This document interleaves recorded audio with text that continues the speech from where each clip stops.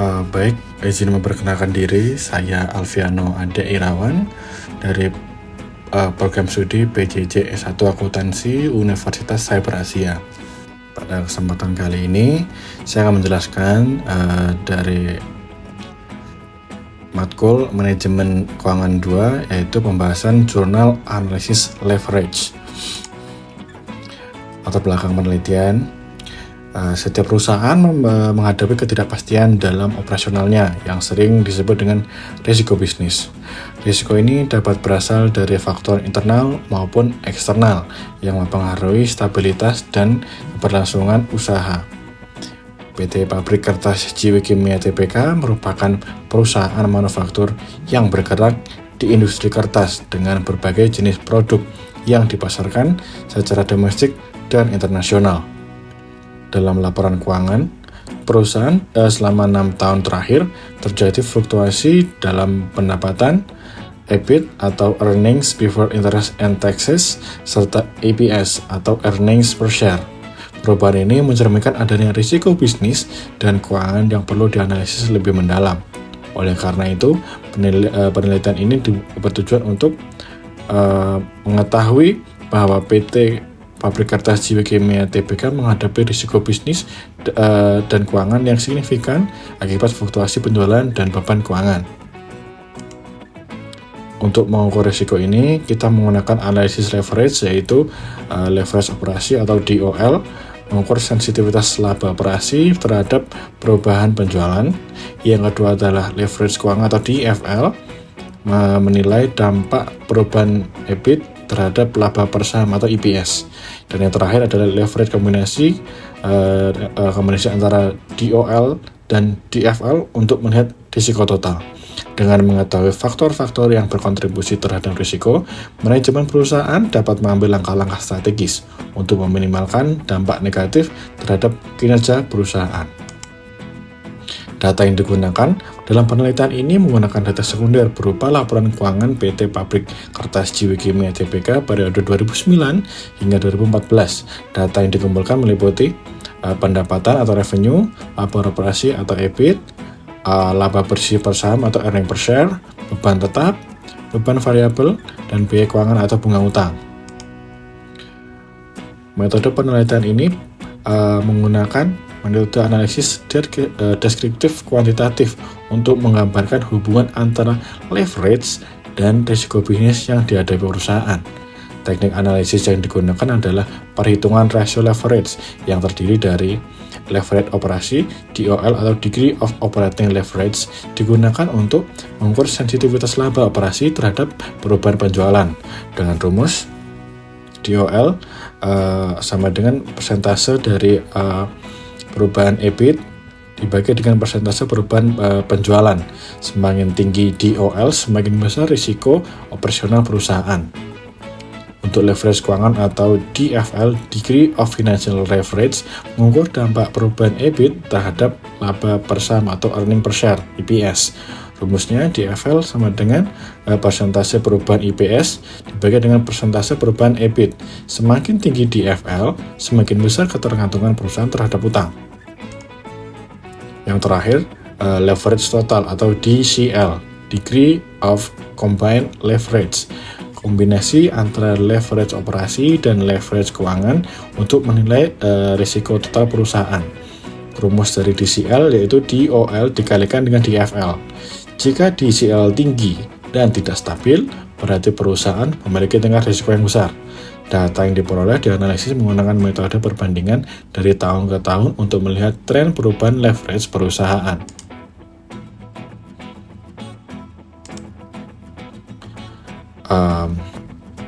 Pada tahun kita tampilkan tabel dari 2009 hingga 2014. Dari tabel tersebut, hasil penelitiannya leverage operasi atau DOL menunjukkan tren meningkat selama 6 tahun terakhir. Pada tahun 2006, DOL sebesar minus 2,9. Artinya jika penjualan berubah 1%, EBIT akan berubah minus 2,9%. Pada tahun 2011, DOL meningkat drastis menjadi 11,2, menunjukkan ketergantungan EBIT terhadap penjualan semakin besar. Dan pada tahun 2012 hingga 2014, DOL masih tetap tinggi, 4,5, 8,5, dan 13,2. Yang berarti perusahaan masih menghadapi risiko bisnis yang cukup besar. Seperti yang dilihat pada tabel yang saya jelaskan sebelumnya. Hasil penelitiannya, DOL negatif di tahun 2009 hingga 2010 menunjukkan bahwa meskipun penjualan menurun, EBIT tetap naik karena biaya variabel menurun. Sedangkan DOL tinggi di tahun 2011 hingga 2014 menunjukkan bahwa laba operasi sangat pekat dengan perubahan penjualan. Kesimpulannya, perusahaan belum mampu mengurangi risiko operasinya. DFL menunjukkan tren menurun, yang berarti perusahaan mengalami kesulitan dalam mengelola utang. Ini tabel dari DFL dari 2009 hingga 2014. Pada tahun 2009, DFL sebesar minus 1, yang berarti perubahan 1% pada EBIT menyebabkan EPS berubah minus 1%. Tahun 2011 DFL mencapai 1,5, tetapi kemudian turun ke 0,3 pada tahun 2014.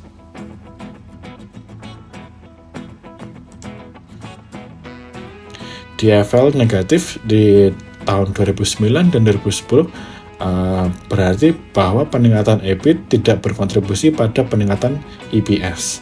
DFL tertinggi di tahun 2012 2,8 menandakan bahwa laba bersih sangat dipengaruhi oleh perubahan EBIT. DFL turun drastis di tahun 2013 dan 2014 menunjukkan bahwa perusahaan semakin sulit mengelola utangnya. Kesimpulan, penurunan DFL menandakan bahwa perusahaan mengalami peningkatan beban bunga akibat utang, sehingga risiko keuangannya menjadi tinggi. Tabel DCL yang saya tampilkan di layar. DCL mengalami fluktuasi tidak konsisten. DCL tertinggi di tahun 2011 17,2, berarti perusahaan menghadapi risiko besar. DCL menurun di tahun 2013 dan 2014, menunjukkan ketidakpastian dalam laba operasi dan laba bersih. Kesimpulannya, perusahaan masih menghadapi risiko total yang cukup tinggi akibat kombinasi antara risiko operasional dan risiko keuangan. Secara keseluruhan, hasil penelitian menunjukkan bahwa PT Pabrik Kertas Jiwi Kimia Tbk menghadapi ketidakstabilan keuangan dan bisnis akibat ketergantungan tinggi terhadap leverage operasi dan keuangan yang tidak terkontrol. Kesimpulannya, dari hasil penelitian sebelumnya dapat disimpulkan bahwa risiko operasi atau DOL tinggi berarti perusahaan belum mampu mengurangi risiko bisnisnya karena DOL cenderung meningkat. Ini menunjukkan bahwa penjualan memiliki dampak besar terhadap EBIT, sehingga fluktuasi kecil dalam pendapatan dapat menyebabkan perubahan besar pada laba operasi. Pada DFL yang tidak stabil, terjadi karena penurunan DFL sendiri menandakan bahwa perusahaan mengalami kenaikan beban bunga akibat utang. Hal ini mengindikasikan bahwa perusahaan belum mampu mengurangi risiko keuangannya.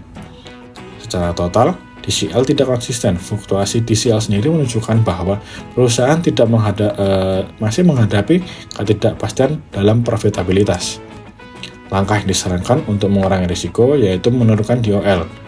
Dengan cara efisiensi operasional harus ditingkatkan untuk mengurangi ketergantungan laba operasi terhadap penjualan. Yang kedua, meningkatkan DFL. Perusahaan perlu menurunkan beban utang agar tidak terlalu bergantung pada utang. Yang ketiga, menjaga keseimbangan antara DOL dan DFL untuk memastikan perusahaan dapat tetap bertahan dalam kondisi pasar yang fluktuatif. Manajemen harus mencari strategi pengelolaan utang dan operasi yang lebih baik agar risiko total dapat lebih terkendali. Manajemen harus lebih fokus dalam pengelolaan biaya tetap agar dapat menurunkan leverage operasi. Perusahaan perlu meninjau ulang strategi pembiayaan, terutama dalam pengelolaan utang, agar tidak membebani EPS di masa depan.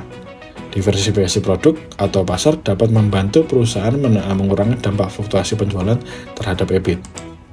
Sekian, terima kasih.